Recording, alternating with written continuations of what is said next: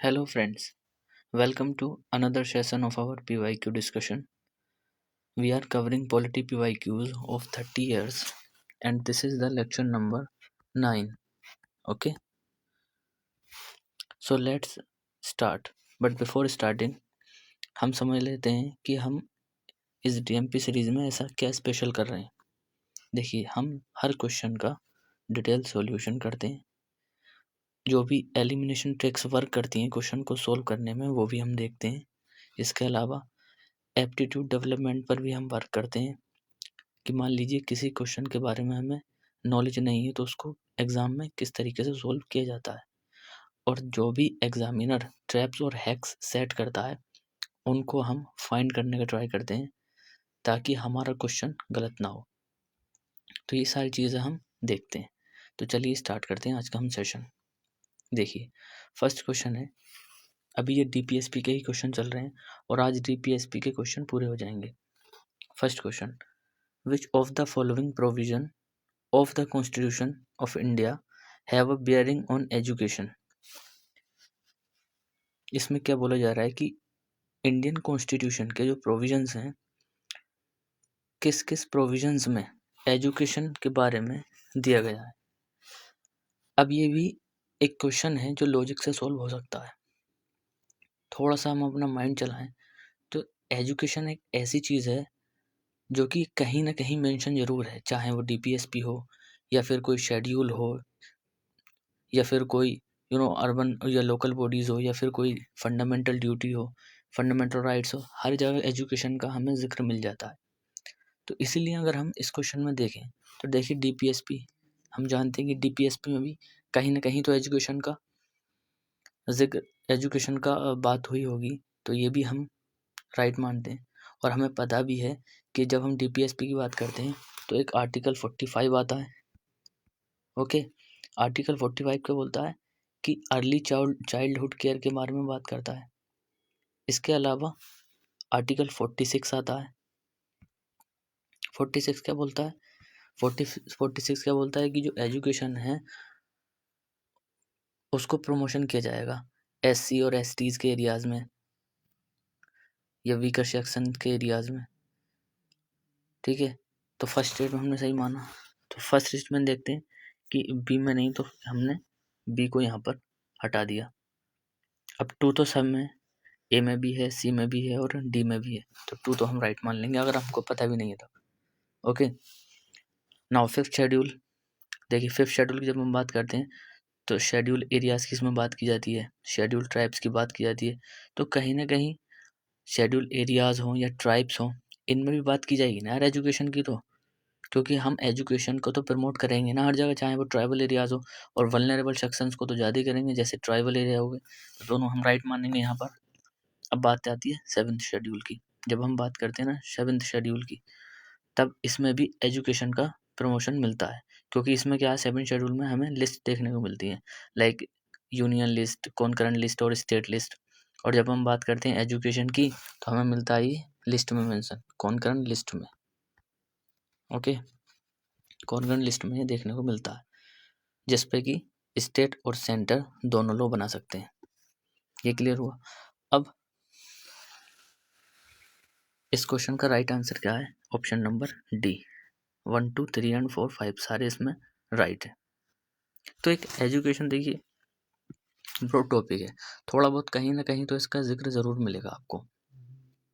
तो ये था इस क्वेश्चन का राइट आंसर। जब हम बात करते हैं नेक्स्ट क्वेश्चन की, चलिए चलते हैं नेक्स्ट क्वेश्चन की तरफ। देखिए नेक्स्ट क्वेश्चन क्या है, नेक्स्ट क्वेश्चन क्या है, विच of the following is or are included in the DPSP prohibition of traffic in human beings and forced labor। Second, prohibition of consumption except for medical purpose of intoxicating drinks and of other drugs which are injurious to health। देखिए, ये question हमने अपने last session या उससे last session में भी cover किया था। हमने देखे थे ऐसे कौन से DPSP हैं जो अमेंडमेंट के द्वारा ऐड किए गए थे, और ये यहाँ पर सेम क्वेश्चन ही हम मानते हैं कि यहाँ पर रिपीट हुआ है। तो इसमें क्या बोल रहा है कि ऐसी कौन सी DPSP है जो कि नहीं सॉरी, मैंने क्वेश्चन थोड़ा गलत पढ़ लिया। इसमें बोल रहा है कि विच of the following included in the DPSP, इसमें कौन सा आता है कि DPSP के अंदर। अगर हम फर्स्ट देखें, फर्स्ट क्या है, provision of traffic in human beings and force labour, ये हमने देखा था, ये तो फंडामेंटल राइट था ना, फंडामेंटल राइट था। और ये किस आर्टिकल में मेंशन था, ये आर्टिकल 23 में मेंशन था। तो ये तो फंडामेंटल राइट है कि भाई ट्रैफिकिंग को रोकता है ह्यूमन बींग्स की, और फोर्स लेबर को भी रोकता है ये, तो ये तो फंडामेंटल राइट है। फर्स्ट रॉन्ग हो गया हमारा। Second, provision of consumption except for medical purpose of intoxicating drinks and drugs which are injurious to health, yes ये DPSP है। और ये किस आर्टिकल में मेंशन है, ये मतलब इम्प्रूव ऑफ हेल्थ की बात करता है ना, तो ये आर्टिकल 47 में मेंशन है। ये हमें ध्यान देना है और ये हमें याद भी रखना है। तो ये हमारा DPSP में option number B is the correct answer.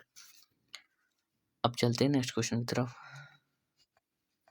ये 2006 में क्वेश्चन पूछा गया था। Free and compulsory education to children 6 to 14 years age group by state by 76 amendment of to the constitution of India. ये बोल रहा है कि जो फ्री और कंपलसरी एजुकेशन होगी चिल्ड्रंस के लिए जिनकी एज 6 से 14 साल के बीच में, सो ये ऐड किया गया था, स्टेट उनको कंपलसरी एजुकेशन देगा 76 amendment, 76 amendment of the constitution. यार कहीं ना कहीं में यहाँ पर गड़बड़ लग रही है, लेकिन सही है ये question. 76 amendment to the constitution, क्या इससे ही ऐड किया गया था। दूसरा, Sarva Shiksha Abhiyan seeks to provide computer education even in rural areas. देखिए ये पॉजिटिव बात हो रही है, कहीं ना कहीं एजुकेशन की बात हो रही है। तो सर्व शिक्षा अभियान, तो बिल्कुल अगर हम इसको ऐसा मान लें, अपनी तरफ से हम अगर रॉन्ग लगा कर देखें, नहीं ऐसे नहीं हो सकता कि जो सर्व शिक्षा अभियान है वो एजुकेशन नहीं देगा रूरल एरियाज में, तो थोड़ा निगेटिव सेंस देगा। इसलिए हमें ऐसे सेंटेंस को हमेशा करेक्ट ही मानना है। तो ऑप्शन हमारा 2 इज द करेक्ट। अब 2 किस किस में है, इसमें नहीं है, ऑप्शन नंबर डी में, इसको सबसे पहले एलिमिनेट कीजिए। ओके, ये देखिए, education was included in the concurrent list by the 42nd amendment of the constitution. क्या बोल रहा है कि जो एजुकेशन है ना, इसको ऐड किया गया था 42nd अमेंडमेंट के द्वारा हमारे कॉन्स्टिट्यूशन में। तो इस क्वेश्चन का जो राइट आंसर है वो ऑप्शन नंबर हमारा सी है, 2 and 3। फर्स्ट हमारा रॉन्ग है, फर्स्ट क्यों रॉन्ग है, क्योंकि जो कंपलसरी एजुकेशन की जब हम बात करते हैं चिल्ड्रंस के लिए 6 to 14 एज ग्रुप के बीच में, तो ये हमारा ऐड किया गया था 86 कॉन्स्टिट्यूशन से, और कब, 2002 में। तो इसको हम यहाँ पर लिख लेते हैं, ये 76 है नहीं, ये किया गया था 86 कॉन्स्टिट्यूशनल अमेंडमेंट से 2002 में। ओके, और 21 ए आर्टिकल में ऐड किया गया था, क्योंकि 6 to 14 ईयर्स को कंपलसरी एजुकेशन बना दिया गया था, ये भी हमें ध्यान रखना है।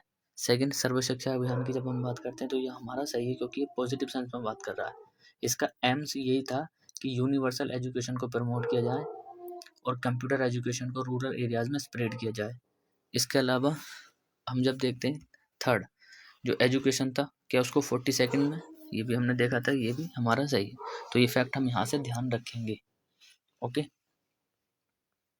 नाउ अब चलते हैं नेक्स्ट क्वेश्चन पर। Question number 4, there is no provision in the constitution to encourage equal pay for both man and women. क्या कोई ऐसा प्रोविजन कॉन्स्टिट्यूशन में नहीं है जो इस चीज़ को प्रमोट करता है कि इक्वल पे मिलने चाहिए मैन और वुमेन दोनों को। दूसरा, the constitution of India does not define backward classes. Constitution जो इंडिया है हमारा, वो बैकवर्ड क्लासेस को डिफाइन नहीं करता। देखिए, जब भी हम बात करते हैं ना, एक वर्ड यहाँ पर ध्यान देना है, डिफाइन। तो कॉन्स्टिट्यूशन हमारा ऐसे नहीं कि हर चीज़ डिफाइन कर देगा, बहुत लिमिटेड चीज़ को डिफाइन करता है। और जब भी ये वर्ड आपको दिखे ना स्टेटमेंट में, बहुत बार आपको मिलेगा ये, जनरली इस स्टेटमेंट को गलत मानना है। ओके, कि डिफाइन बहुत लिमिटेड चीज़ करेगा। अब ऐसी चीज़ बैकवर्ड क्लासेस, ये डिफाइन थोड़ी करने बैठे कॉन्स्टिट्यूशन। समझ गए। तो हम डज नॉट डिफाइन, हाँ बिल्कुल सही बात है कि बैकवर्ड क्लास को डिफाइन नहीं करता, सही मारेंगे। अगर बोलते कि डिफाइन करता है तो रॉन्ग हो जाता। तो ये सेकंड तो हमारा सही होगा। अब बोला कि there is no provision in the constitution to encourage equal pay, नहीं ऐसा तो नहीं है। हमने आर्टिकल डीपीएसपी में देखा था, आर्टिकल कौन सा था वो, आर्टिकल था 39 जो कि इक्वल पे की बात करता है, equal pay for man and woman. Article 39 का क्लोज डी था एक्चुअल में वो, जो कि इक्वल पे की बात करता था।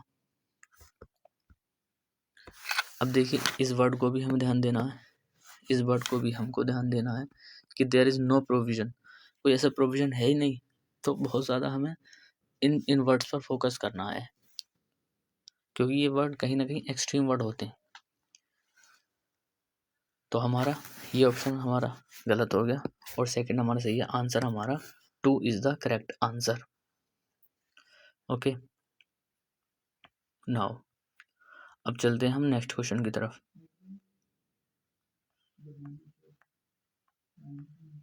Question number 5, the purpose of the inclusion of DPSP of the state policy, I mean directive principle of state policy in Indian constitution is to establish, ये हमने देखा था। देखिए पॉलिटिकल डेमोक्रेसी, डीपीएसपी का मतलब क्या था कि वेलफेयर स्टेट बनाना, वेलफेयर स्टेट को बनाना, और इसका एम क्या था कि सोशो इकोनॉमिक जस्टिस को प्रमोट करना, यह इसका एम था। अब देखते पॉलिटिकल डेमोक्रेसी, नहीं ये तो हमारा कहाँ पर आता है, ये तो फंडामेंटल राइट में आता है। दूसरा सोशल डेमोक्रेसी, ओके देखते हैं अभी। अब एकदम नहीं कि हमने जैसे सोशल डेमोक्रेसी माना, हमने पढ़ा था कि सोशल इकोनॉमी करता, हमने ये राइट मार दिया, लेकिन इससे अच्छा ऑप्शन डी भी था, सोशल एंड इकोनॉमिक डेमोक्रेसी, इसमें दोनों चीज़ें। तो ऑप्शन नंबर हमारा डी सही होगा, ना कि बी। समझ गए। तो एकदम नहीं, जितने भी ऑप्शन दिए हुए हैं चारों ऑप्शन को हमें अच्छी तरीके से पढ़ना है, उसके बाद में आंसर अपना टिक करना है। ये तो इजी क्वेश्चन था और ये काफ़ी पुराना क्वेश्चन है, तो इतना ज़्यादा ध्यान देना नहीं है और ना ही ज़्यादा इनके वैल्यूएशन हमें करना है, बस एक हमें बेसिक आइडिया होना चाहिए। अब चलते हैं आगे। Question number 6, which one of the following articles of the directive principle of state policy deal with the promotion of international peace and security. यह क्वेश्चन भी हमने कवर किया था अपने लास्ट सेशन में। तो इंटरनेशनल पीस की जब हम बात करते हैं तो आर्टिकल 51 में मेंशन है। ओके, ये एक हमारा डीपीएसपी था, ये हमने देखा था, हमने सारे क्वेश्चन देखे थे। अब बढ़ते हैं आगे। आप ये मुझे बताइए आर्टिकल 48 एक कमेंट में, 43 एक किससे रिलेटेड है और 41 ये हमने सारे आर्टिकल कवर किए थे। देखते हैं आपको कितना याद है। Question number 7, which one of the following statements is or are true of the fundamental right fundamental duties. अब यहाँ पर हमारे डीपीएसपी होते हैं फिनिश, डीपीएसपी यहाँ पर फिनिश हो गया। अब यहाँ से चलेंगे हमारी fundamental duties. Okay, first question, which of the following statements is are true of the fundamental duties of the Indian citizen. ठीक है, फर्स्ट क्या है, a legislature process has been provided to enforce these duties, enforce these duties. हमने देखा था कि fundamental rights तो enforceable थे लेकिन डीपीएसपी नहीं थे। जब डीपीएसपी नहीं और ये तो ड्यूटीज़ हैं तो ये भी इन्फोर्सेबल नहीं होंगे ऑब्वियसली।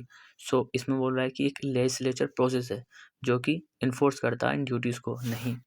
ये तो अपने मतलब इंडिविजुअल की फ्रीडम है ना कि वो ड्यूटीज़ को अगर फॉलो कर रहा है या नहीं कर रहा, लेकिन कोई ऐसा लीगल प्रोविज़न है नहीं। तो first statement is wrong. Second, they are correlative to legal duties, नहीं हमारी लीगल ड्यूटीज़ से डिफरेंट है। लीगल में तो ऐसा होता है कि हमको मानना ही पड़ेगा जो लॉ में मेंशन है, लेकिन यहाँ पर ऐसा नहीं है, तो कोरिलेटिव तो नहीं हो सकती, तो ये भी हमारा इनकरेक्ट है। और आंसर हमारा आ गया D, neither one nor two. देखिए जब भी हम बात करते हैं ना डीपीएस फंडामेंटल ड्यूटीज़ की, सो ये पार्ट हमारा 4A में मेंशन है और इनको 42nd अमेंडमेंट 1976 के द्वारा ऐड किया गया था हमारे कॉन्स्टिट्यूशन में। समझ गए। समझ गए। अब देखते हैं, हमने बोला कि कोई ऐसा लीगल प्रोविजन, कोई ऐसा लेजिस्लेटिव प्रोसेस नहीं है जो इनको इन्फोर्स करता है इन ड्यूटीज़ को। ये जो ड्यूटीज़ है इनका मकसद क्या है कि एक सेंस ऑफ रेस्पॉन्सिबिलिटी देना, यूनिटी देना, पैट्रियोटिज्म देना, भाई हमें अपने देश से ज़्यादा देशभक्ति हो, ठीक है, अपनी ड्यूटीज़ को प्रमोट करना। तो ये इनका एम है।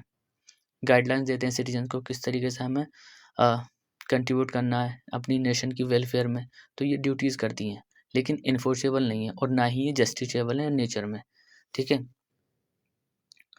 अब बढ़ते हैं हम आगे, और स्टेटमेंट तो हमारा हमने देख लिया कि इनकरेक्ट है, कोई ऐसा लीगल कॉन्सिक्वेंस इनका वायलेशन का नहीं होता है, क्योंकि ये हमारे मोरल ऑब्लिगेशन है जिनका मकसद है कि हम सिविक की एक रेस्पॉन्सिबिलिटी को प्रमोट करें, नेशनल की कॉन्शियसनेस हमारे अंदर आए।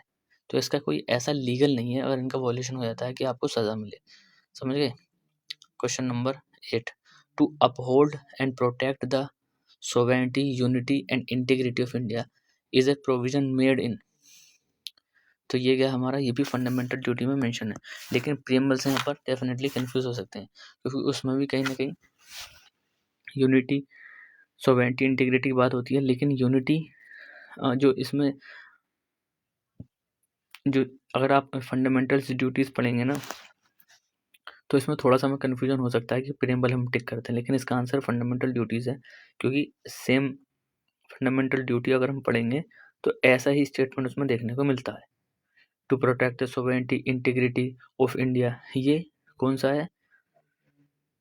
कौन-सा है ये हमारे फंडामेंटल तीसरे नंबर की सी। सो अमॉन्ग अगर 11 फंडामेंटल ड्यूटीज़ की हम बात करें, सो इंडियन कॉन्स्टिट्यूशन में ये ड्यूटीज़ हमें दी गई हैं, ताकि हम मोरल और सिविक ऑब्लिगेशन को डेवलप कर सकें। हमने जैसे कि बात की थी कि 1976 में ये ऐड की गई थी। अच्छा, एक चीज़ हमें ध्यान देनी है, यहाँ पर हम एक चीज़ और ऐड कर सकते हैं कि ये किसकी रिकमेंडेशन पर ऐड की गई थी। तो एक कमेटी का हमें नाम ध्यान रखना है, उस कमेटी का नाम क्या है? स्वर्ण सिंह कमेटी। इनकी रिकमेंडेशन पर ऐड की गई थी, समझ गए, इनकी रिकमेंडेशन पर। ओके नाउ, तो ये तो इजी था। फंडामेंटल ड्यूटीज़ हमें 11 की 11 याद होनी चाहिए, ये होमवर्क लिख लीजिए, बिल्कुल याद करनी है, एक भी चीज़ इसमें छोड़नी नहीं है, क्योंकि इससे क्वेश्चन बनते रहते हैं। Question number 9, which of the following are among the fundamental duties of Indian citizen laid in the Indian constitution. इसमें बोला है कि कौन सी फंडामेंटल ड्यूटीज़ ऐसी हैं जो हमारे इंडियंस के लिए, to preserve rich heritage of our composite culture. Yes, हम फंडामेंटल ड्यूटीज़ में पढ़ते हैं कि हमें जो भी हमारी हेरिटेज है और जो कल्चर है उसको प्रिजर्व करना चाहिए, तो फर्स्ट तो हमारा करेक्ट हो गया। Second, to protect weaker section from the social injustice, ये तो फंडामेंटल राइट्स में बात की जाती है। सेकंड इज़ रॉन्ग, सेकंड किस इसमें रॉन्ग है? सेकंड इसमें रॉन्ग है, सेकंड इसमें रॉन्ग है, और सेकंड ही इसमें रॉन्ग है, option number C. Save the time and save the attempt, क्योंकि ये टाइम हम किसी दूसरे क्वेश्चन में लगा सकते हैं, ये हमें एग्जाम में पढ़ने भी नहीं, लेकिन ये दोनों सही है। To develop the scientific temper and spirit of inquiry, right. To strive towards the excellence in all spheres of individual collective activity, हमें हर चीज़ में, हर स्फेयर में, जिस स्फेयर में हम अपना जाना चाहते हैं उसमें हमें एक्सीलेंस को हासिल करना, ये हमारी ड्यूटी होनी चाहिए। साइंटिफिक टेम्पर को डेवलप करना, स्पिरिट ऑफ इंक्वायरी को डेवलप करना, समझ गए, ये था।